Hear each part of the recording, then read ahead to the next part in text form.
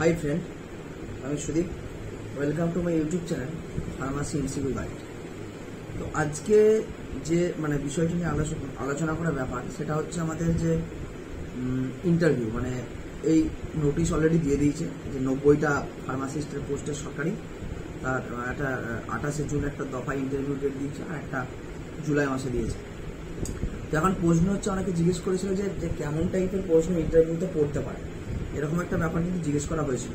তো সেই ব্যাপারটা নিয়ে কিন্তু আজকে আমার ভিডিওটা বানানো যে কেমন মানে আমি সাবজেক্ট বেসিস বলে দেবো এক একটা ভিডিও বানিয়েছে কোন সাবজেক্টে কেমন কোশ্চেন পড়ে বা কেমন প্রশ্ন ধরতে পারে একটা আইডিয়া ধরবো। কেন একটা কথা আমি বারবার বলে রাখি যে আগের বছরে মানে আমরা যখন ইন্টারভিউ দিয়েছিলাম 2019-এ বা তার আগের যে ইন্টারভিউগুলো দিয়েছিল আমাদের ক্যান্ডিডেটরা তখনকার ইন্টারভিউ প্যাটার্ন আর এখনকার চেঞ্জ কিন্তু হতে পারে। কারণ যারা ইন্টারভিউ নেন তারা কিন্তু চেঞ্জ হতে পারেন বা তারা অন্য যাদবপুর থেকে হতে পারেন বা আদার্স কোনো ইনস্টিটিউট থেকে হতে পারেন বা তাদের কোশ্চেন ধরার প্যাটার্ন কিন্তু চেঞ্জ হতে পারে। এমন না যে এমন ধ্যান ধারণাটা আমাদের রাখলে হবে না যে আগের বারে যেরকমভাবে আমাদের ইন্টারভিউটা নেওয়া হয়েছিল এইবারও ঠিক ওরকম টাইপের হবে। তো ফার্মাকোলজি সাবজেক্ট আজকে যেটা আলোচনা করবো যে ফার্মাকোলজিতে কেমন টাইপের প্রশ্ন করতে পারে আমি 1, 2, 3, 4 করে পার্ট করে আলোচনা করছি যে কোন কোন টাইপের প্রশ্নগুলো আমাদেরকে বেশি গুরুত্ব দিয়ে পড়তে হবে। তারপরে আমি প্রতিদিন একটা করে ভিডিও বানানোর চেষ্টা করছি যে সাবজেক্ট ওয়াইজ কোন কোন সাবজেক্টে কেমন কেমন ইন্টারভিউ ধরতে পারে এবং আমাকেও ঠিক যেরকম লেভেলের প্রশ্ন ধরেছিল ইন্টারভিউর সময় আমি মানে সেইভাবেই হচ্ছে আমি বলতে চাইছি যে মানে সেইভাবেই বলতে চাইছি। এবার আমাদের বেলায় যখন পোস্টটা বেরিয়েছিল তখন কিন্তু আমি বারবার একটা কথা বলেছি, পোস্ট কিন্তু অনেকটা বেশি ছিল 590টা মতো প্রায় 600-র কাছাকাছি পোস্ট ছিল, কিন্তু এখন কিন্তু মাত্র 90টা। কম্পিউটার কিন্তু অনেকটাই বেশি এবং 90 জনের মধ্যে কিন্তু পাওয়া মানে খুব ভালোভাবে যদি মার্কসের দিক থেকে দেখি তাহলে মার্কস তো সকলের কম বেশি আছে, কিন্তু যাদের মার্কস নেই তাদেরকে আবার চিন্তা করতে হবে যে যাদের মার্কস একটু বেশি আছে তাদের সমান ধরতে গেলে আমাকে ইন্টারভিউতে পারফরমেন্স ভালো করতে হবে, তাহলে কিন্তু আমি ধরতে পারবো। তাহলে অনেক কিছু মানে প্রত্যেকটা ক্যান্ডিডেটের চিন্তা ভাবনা কিন্তু অনেক রকম হয়। তো সেক্ষেত্রে আমি বলি যে এইগুলো নিয়ে আলোচনা করে সবার প্রথমে আমি বলবো কেমন টাইপের প্রশ্ন পড়ে।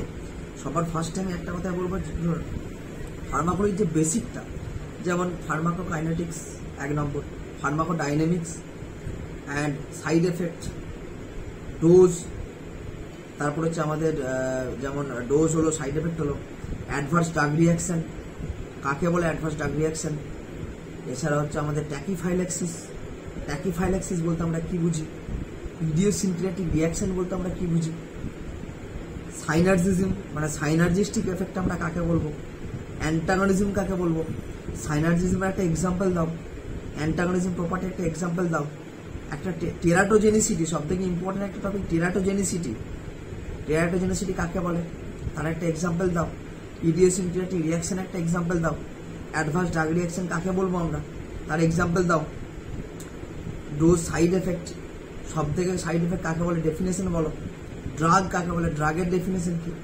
তো এইরকম থেকে কিন্তু আমাদের মানে বেসিক যে কনসেপ্টগুলো ফার্মাকোলজি এগুলো কিন্তু ভালো করে চোখ বোলাতে হবে। শুধু তাই না আমাদের কোনো ড্রাগের যে মেটাবলিজম অ্যাবসর্পশন এগুলো হালকা করে পড়ে রাখতে হবে, মানে ভিতর থেকে সেরকম ধরবে না, ইন্টারভিউতে কঠিন সেরকমভাবে ধরে না, বেসিক জিনিসগুলোই ধরবে। কিন্তু ওই ইন্টারভিউ সম্বন্ধে আমাদের একটা সম্ভাবনা যেটাতে ঘাবড়ে যাওয়ার একটা চান্সেস থাকে যে বলতে পারবো কি পারবো না, বা সেই সময় মনে হয় যেন ব্রেনটা ব্ল্যাঙ্ক হয়ে গেল, এরকমটা হলে চলবে না। কিন্তু ইন্টারভিউ আমি আগের একটা ভিডিওতে বলেছি যে ইন্টারভিউতে কনসেপ্ট মানে ইন্টারভিউ কেমন দেওয়া উচিত আগের একটা ভিডিও আলোচনা করেছি, তো চাইলে সেটা দেখে নেওয়া যায় ইন্টারভিউ কীভাবে দিতে হয় না দিতে হয়। এই ভিডিওটা শুধুমাত্র এখনকার যারা ইন্টারভিউ দেবে তারা না, কিন্তু ফিউচার যারা এই রিক্রুটমেন্ট তো বেরোতেই থাকবে, তো ফিউচারে যারা ইন্টারভিউ দেবে তাদের জন্য এই ভিডিওটা হয়তো বেনিফিশিয়াল হতে পারে।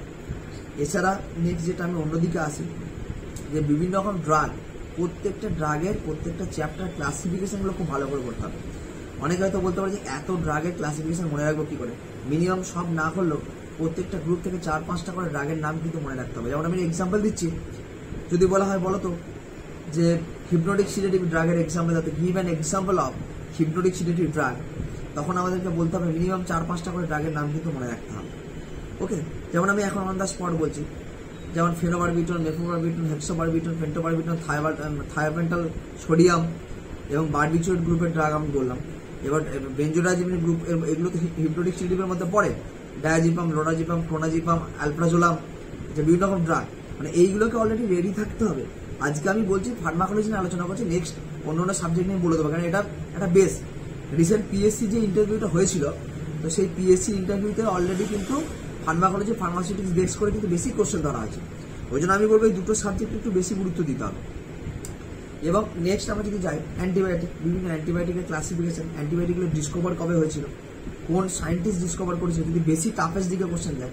এবার আমাকে ধরেছিল যে সালফোনামাইড গ্রুপের ড্রাগ কোন সায়েন্টিস্ট ডিসকভার করেছিল, কোথা থেকে ডিসকভার করেছিল আমি বলে দিয়েছিলাম যে ফন্টোসিল ডাই থেকে, কিন্তু অত সালে ডিসকভার সেটাও মনে ছিল, কিন্তু কোন সায়েন্টিস্ট করেছিল সেই মুহূর্তে আমার নামটা মনে ছিল না, ওই একটি কোশ্চেন ভুল হয়েছিল। যাই হোক, মোট কথা একটা কথা বলবো যে এই বিভিন্ন ড্রাগের ক্লাসিফিকেশনগুলো কিন্তু আমাকে দেখতে হবে। বেশি deeply mechanism of the action এগুলোকে দেখার দরকার নেই এই মুহূর্তে, বিকজ ওগুলো থেকে অত বেশি কোশ্চেন করে না। হট করে তো কোশ্চেন করলো যে give an example of antidiarrhoeal drug, বলো তো দুটো অ্যান্টিডাইরিয়াল ড্রাগের নাম বলো তো, ঠিক আছে, এরকম টাইপের। বা কিছু কিছু কমন ড্রাগ আছে যাদের হচ্ছে আমাদের যে সাইড এফেক্ট, যেমন হয়তো ফট করে ধরলো যে প্যারাসিটামলের সাইড এফেক্ট বলো তো, ধরলো মরফিন, মরফিন কিন্তু একটা বেশ নাম করা ড্রাগ, কিছু কিছু নাম করা ড্রাগ আছে মরফিন, তাহলে মরফিনের সাইড এফেক্ট কি? তো তখন আমরা বলতে পারবো যে কমন একটা যে মরফিনের সাইড এফেক্ট হলো আমাদের respiratory depression and pin point pupil. Pin point pupil মানে একদম পিন, ছোট ছোট আকারের পিউপিল সাইজগুলো একদম ছোট ছোট হয়ে যাবে, মানে কনস্ট্রিকশন অফ দ্য পিউপিল। আর রেসপিরেটরি ডিপ্রেশন যদি আমরা দেখি, তাহলে রেসপিরেটরি ডিপ্রেশন মানে হচ্ছে আমাদের রেসপিরেটরি সিস্টেম ঠিকঠাক কাজ করতে পারছে না। রেসপিরেটরি ডিপ্রেশন থেকে যদি আমরা ঠিকঠাক ট্রিটমেন্ট না করি বা সেই মুহূর্তে মরফিন যদি বন্ধ না করি, তাহলে আমরা কি হতে পারে, রেসপিরেটরি ফেলিয়ার হয়ে যেতে পারে। তো এরকম মানে কিছু কিছু ব্যাপার। ধরো আবার বললো give an example of two narcotic analgesic drug. এবার নার্কোটিক অ্যানালজেসিকের মধ্যে আবার সিনথেটিক সেমি সিনথেটিক আছে। তো এইগুলোর সময় মানে যদি টিচার আবার যেমন হচ্ছে যেমন opioid antagonist, give an example of opioid antagonist, বা যদি আমার ওপিওয়েড ওভারডোজ হয় তাহলে সেক্ষেত্রে আমরা কোন টাইপের ড্রাগ ইউজ করতে পারি। যেমন সেক্ষেত্রে আমরা বলতে পারি যে ন্যালোক্সেন, ন্যালোরফেন, ন্যালট্রাক্সন, লেভোলারফেন, এরকম বিভিন্ন রকম ড্রাগগুলো আছে বলতে পারি। তো এইরকম টাইপের কিছু কিছু ড্রাগ এবং তার অ্যান্টাগনিস্ট, মানে ধরো কোনো কিছু ড্রাগের ওভারডোজ হয়ে গেল, বলে প্যারাসিটামল ওভারডোজ হয়েছে আমার, তো প্যারাসিটামল ওভারডোজ আমরা কি ইউজ করতে পারি, এন অ্যাসিটাইল সিস্টেম, সহজে উত্তর বলতে পারবো। বিভিন্ন চিলেটিং যে এজেন্ট, কেন আয়রন পয়জনিং বা আমাদের কি বলবো, আমাদের আয়রন যদি আমাদের পয়জনিং হয়, তারপর আমাদের বিভিন্ন রকম যে আছে লেড পয়জনিং, এরকম পয়জনিংগুলোর ক্ষেত্রে আমাদের কোন কোন চিলেটিং এজেন্টগুলো ইউজ করা হয়, কমন কোশ্চেন। অ্যান্টিবায়োটিক থেকে প্রত্যেকটা অ্যান্টিবায়োটিকের ক্লাসিফিকেশন দেখে যেতে হবে। বললো অ্যামিনোগ্লাইকোসিন অ্যান্টিবায়োটিক এক্সাম্পল দাও, অ্যাজিথ্রোমাইসিন, স্ট্রেপ্টোমাইসিন, প্যারাওমাইসিন, এসব বিভিন্ন রকমগুলো আছে। তো প্রত্যেকের সোর্সগুলো জিজ্ঞেস করবে, ঠিক আছে। তো বিভিন্ন সোর্সগুলো যেমন হচ্ছে ক্লোরামফেনিক্যাল, এই ক্লোরামফেনিক্যালের বেশ কিছু সাইড এফেক্ট আছে, যেমন হচ্ছে aplastic anaemia, bone marrow deficiency. হ্যাঁ, ক্লোরামফেনিক্যাল একটা বেস্ট ইউজ কি হতে পারে, টেট্রাসাইক্লোন গ্রুপ অফ অ্যান্টিবায়োটিক। অ্যান্টিবায়োটিকগুলো স্পেশাল সাইড এফেক্টগুলো ভালো করে দেখা যেতে পারে, কারণ অ্যান্টিবায়োটিক থেকে কোশ্চেন বেশি জিজ্ঞেস করা যেতে পারে। তো অ্যান্টিবায়োটিক পোর্শনটা খুব ভালো করে পড়া। হার্টের জন্য যে সমস্ত মেডিকেশনগুলো ইউজ করেছে, হার্ট ডিজিজগুলো ইউজ করতে হয়। যেমন কিছু কিছু ড্রাগের ইউজের কিছু কিছু ক্রাইটেরিয়া, যেমন যদি বলা হয় যে একজনকে তুমি অ্যান্টি অ্যালার্জিক ড্রাগ দিচ্ছ, তো তুমি একজন ফার্মাসিস্ট হিসেবে পেশেন্টকে কি ইন্ডিকেশন দিতে পারো, তখন বলতে হতে পারে অ্যান্টি অ্যালার্জিক ড্রাগগুলো অতি অবশ্যই দিনের বেলায় খাওয়া চলবে না, রাত্রেবেলায় ঘুমানোর সময় নিতে হয়, বিকজ এগুলো সিডেশন তৈরি করে। তো এরকম কিছু ক্রাইটেরিয়া, যেমন হচ্ছে ডায়াবেটিক ড্রাগ, মানে যারা হচ্ছে ডায়াবেটিক মেডিকেশন নিলে আমাদের কি হয় না, আমাদের হচ্ছে অলরেডি ইউরিনেশন একটু বেশি হয়। তো দিনের বেলা যদি এই মেডিকেশনটা নিই, তাহলে বারবার আমরা কোনো না কোনো কাজে যুক্ত থাকি, তা সেক্ষেত্রে সমস্যা হতে পারে। এই জন্য এইভাবে এইরকম ফার্মাসিস্টের ডেফিনেশন কি, ফার্মাসিস্ট কাকে বলবো সবার প্রথমে। তো ওদের মেন যেটা আমরা ভুল করি, সবাই একটা কথা বলি ডিসপেন্সিং করে, যারা পেশেন্ট কাউন্সিলিং করে, যারা এখন বিভিন্ন বলে, কিন্তু মনে রাখতে হবে ফার্মাসিস্টের ডেফিনেশনে একটা কথা উল্লেখ রাখতে হবে, আমাদের স্টেট ফার্মাসি কাউন্সিলের রেজিস্টারে যেন তার নাম নথিভুক্ত থাকে, এই কথাটা কিন্তু মনে রাখতে হবে। ফার্মাসিস্টের ফাংশন কি হতে পারে, ঠিক আছে, তুমি একজন হসপিটাল ফার্মাসিস্ট, তোমার ফাংশন কি থাকতে পারে, এরকম করে জিজ্ঞেস করতে পারে, মানে বেসিক একটা জায়গা। আচ্ছা, যেমন কমন আমরা এখন ডায়রিয়া কেন বললাম, যে পেটের সমস্যা এখন বেশি হচ্ছে, অ্যামিবিক ডাইসেন্ট্রি, ডায়রিয়া, বা আমাদের যে জিআইটি ড্রাগগুলোর সম্বন্ধে জিজ্ঞেস করতে পারে বেশি কিছু, ঠিক আছে। তো এই কমন কোশ্চেন, মানে যেগুলোর কমন সাইড এফেক্ট অ্যান্ড কিছু কিছু কমন ক্লাসিফিকেশন, এগুলোর সম্বন্ধে কোশ্চেন হতে পারে। সালফোনামাইড গ্রুপ অফ ড্রাগ, এইগুলো থেকে অনেক সময় কোশ্চেন হতে পারে। এইগুলো ভালো করে পড়তে হবে। ফার্মাকোলজি যে বেসিক কনসেপ্ট, মানে একবার ফার্স্ট চ্যাপ্টার যে বেসিক কনসেপ্ট, সেগুলো নিয়ে পড়াশোনা করতে হবে, তাহলে মোটামুটি ফার্মাকোলজি কভার হবে। এমন না যে পুরো বইটা মুখস্থ করে চলে যেতে হবে, বই মুখস্থ করে কিছু এখানে হবে, এখানে মোটামুটি কনসেপ্ট থাকতে হবে, সেই বেসিসে উত্তর দিতে হবে ভালো করে ভেবে চিন্তে। আর যাই উত্তর দিলে কোনো স্মার্টলি উত্তর দিতে হবে, ভয় পাওয়া চলবে না।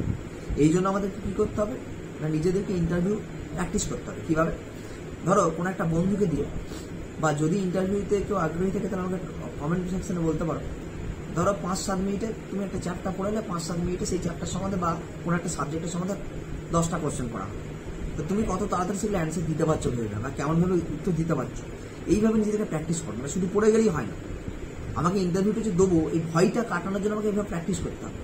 তো এই ব্যাপারে যদি কোনো কিছু জানার থাকে অবশ্যই কমেন্ট সেকশন আছে, আমার নাম্বার ডিসক্রিপশন বক্সে দিয়ে দেওয়া, পার্সোনালি হোয়াটসঅ্যাপ করা যেতে পারে।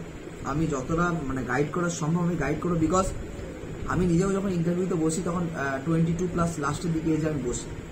শুধু তাই না, আমার ইন্টারভিউ দেওয়ার সময় ভয় অনেকটা কেটেছিল এই কারণেই, আমি যখন দিল্লিতে পড়াশোনা করি তখন অনেক এক্সটার্নালের কাছে আমি বাঙালি ছিলাম, নন বেঙ্গলি টিচারদের কাছে আমাকে উত্তর দিতে হয়, ইংলিশ হিন্দি পাইল করে উত্তর দিতে হয়েছে। তো এইভাবে ইন্টারভিউ দিতে দিতে আমার মনের মধ্যে থেকে সে ভয়ের জায়গাটা কিন্তু কেটে গেছে। ওই জন্য ইন্টারভিউতে আমার বিশেষ কিছু প্রবলেম হয়নি। এমন না যে চাকরি পেয়ে গেছি বলে বড় বড় ডায়লগ আছে, এটা কোনো ব্যাপার না, একদম সত্যি কথা আমি তুলে ধরি। তো এবার নেক্সট আমরা পরের দিন অন্য কোনো সাবজেক্ট নিয়ে আলোচনা করবো। যদি ভিডিওটা ভালো লেগে থাকে তাহলে লাইক শেয়ার সাবস্ক্রাইব করার জন্য আমি কাউকে জোর করছি না, যদি মনে হয় যে সাবস্ক্রাইব করার দরকার আছে, উপকার হবে, তাহলে সেক্ষেত্রে সাবস্ক্রাইব করতে পারো। কমেন্ট সেকশনে নাম্বার দিয়ে দেবো, যদি কোনো সাবজেক্ট নিয়ে কোনো প্রবলেম থাকে আমাকে জানাও, আমি সেই ব্যাপারে হেল্প করতে পারি। আমি একজন ফার্মাসিস্ট, তো আমার উচিত যারা আমার মানে জুনিয়র যারা আছে, যারা আপকামিং পরীক্ষায় বসতে পারছে, তাদেরকে যতটা সময় হেল্প করা। কেন আমার মতো তারাও একদিন হয়তো ফার্মাসিস্টে জব করবে, তারাও তাদের ফ্যামিলি সেভ হবে, একটা ফ্যামিলি হ্যাপি হবে, এটা আমি চাই। ওই জন্য আমি যত সময় চেষ্টা করি গাইড করার চেষ্টা করি, ঠিক আছে? তো যাই হোক, আজকের ভিডিওটা এই পর্যন্ত। যদি ভালো লেগে থাকে লাইক শেয়ার সাবস্ক্রাইব। নেক্সট ভিডিওতে আমি অন্য সাবজেক্টের বিষয়ে বলে দেবো, কোন সাবজেক্টগুলো এই তাড়াতাড়ি ইমার্জেন্সি সিচুয়েশনের মধ্যে কোনগুলো করা উচিত, কোনগুলো করা উচিত না, এই ব্যাপারটা। Thank you.